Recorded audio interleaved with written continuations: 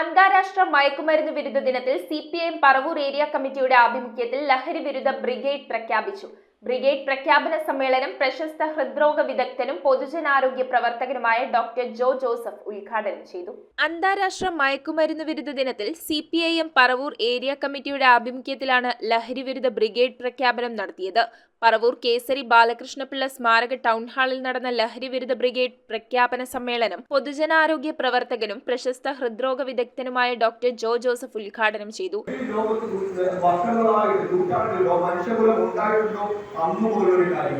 പക്ഷെ ഇപ്പോൾ അത് കൂടുതൽ പ്രസക്തി വരാൻ കാരണം അത് നമ്മുടെ സാമൂഹികമായിട്ടും ഒരു ലോകമെന്ന നിലയിലും ഒരു സാമൂഹികപരമായിട്ടുള്ള പ്രശ്നങ്ങൾ ഉണ്ടാക്കാൻ തുടങ്ങിയപ്പോൾ അല്ലേ.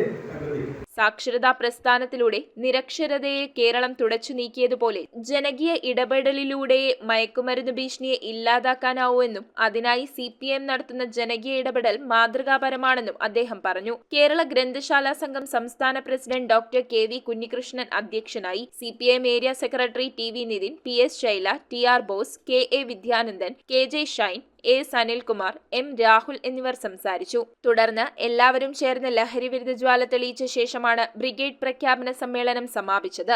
400 അംഗ ലഹരി വിരുദ്ധ ബ്രിഗേഡാണ് സിപിഎമ്മിന്റെ നേതൃത്വത്തിൽ രൂപീകരിച്ചിരിക്കുന്നത്. News bureau, Paravur. Evon stainless steel, north Paravur. Stainless steel pipes, stainless steel ജനൽ പൈപ്പുകൾ, SS plate, SS sheet, SS hand rail, fittings and all SS items മിതമായ നിരക്കിൽ ലഭിക്കുന്നു. SS ഷീറ്റുകൾ ഹോൾസെയിൽ വിലയിൽ ലഭ്യമാണ്.